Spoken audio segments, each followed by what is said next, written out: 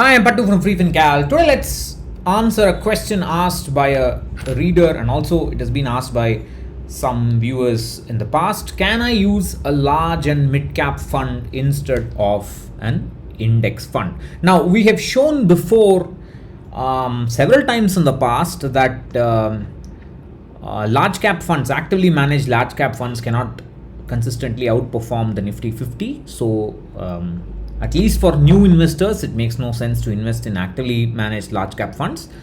Many people still believe that they agree with the large cap story, but they don't agree with the mid cap and small cap story. And I have shown at least 2 or 3 times in the past that also in videos, articles, whatever, that even for mid caps, it's hard to find a mid cap fund that consistently outperforms a mid cap index, and whether it is Nifty Next 50 or mid cap 150 or the mid cap 150 quality 50 index, whatever it is. And in the case of small cap funds, I've also shown that yes, it is true that actively managed small cap funds beat the small cap index, but they're not able to beat the mid cap index. Right? I mean, if that is the case, why would I still invest in an actively managed small cap fund just for the sake of it? So it makes no sense, at least for new investors. For existing investors, it's a different story. They will have to take a call on that individually. But at least for new investors, it makes no sense to invest in actively managed funds. I would say that a new investor, a young earner, can just invest in either a Nifty or a Sensex index fund. If at all they want to go beyond that, they can just buy a Nifty Next 50 and stop right there. And the same story is also going to continue for this article. Let's talk about large and mid cap funds. So the first thing is to actually find out a benchmark, right? So we now in the large and mid cap category, 35% has to be large cap at all times, 35% has to be mid caps at all times. Now, typically, if you look at the funds, the large cap is about 50% roughly, and the rest is mid caps and some small exposure to small caps. Now, if you look at the Nifty large mid cap 250, this has got 50% of large caps and 50% of mid caps.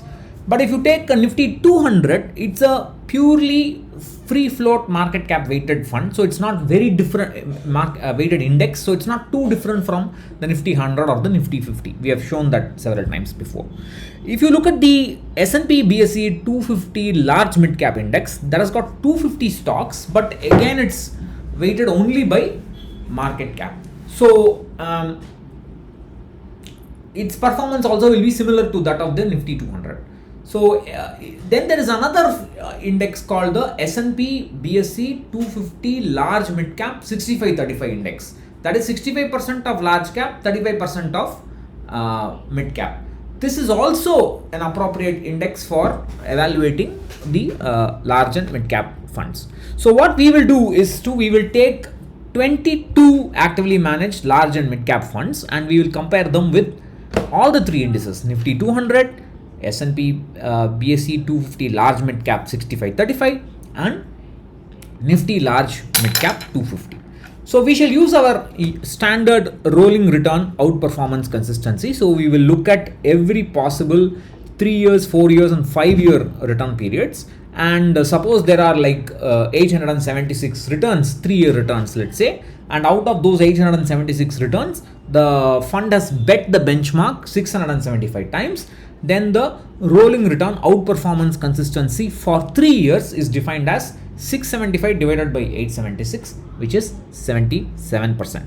So now if you look at this 22 funds, if you define that we need a minimum of 500 rolling return entries over 3 years, over 4 years and 5 years, there are 21 such funds.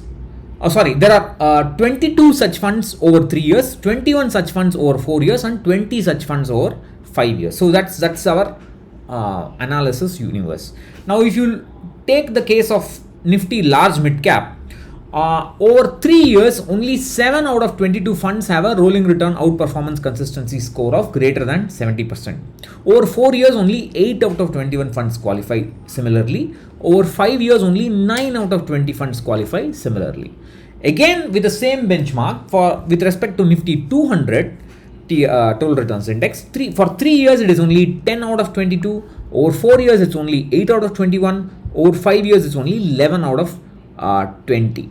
And if you take the S&P BSE 250 large mid cap 65-35 index, only 9 out of 22 over 3 years, only 7 out of 21 over 4 years, only 8 out of 20 over 5 years. So you can say that less than half the number of active large and mid cap funds have a consistent outperformance record. So it's very difficult for us to say that go ahead and use a large mid cap fund instead of an index fund. It's the data does not support it. Of course, existing investors in a large and mid cap fund, you will have to take a call based on the performance from the time you held the fund. That's a different matter. I'm talking about a new investor. For new investors, I would suggest don't choose active large and mid cap funds instead of index funds. So now the question is, what about passive funds in the large and mid cap space? What about, for example, Edelweiss large and mid cap 250 index fund? I would say, first of all, the fund is new. They have just now shifted it to an index fund. It's still new. We have to look at the tracking error.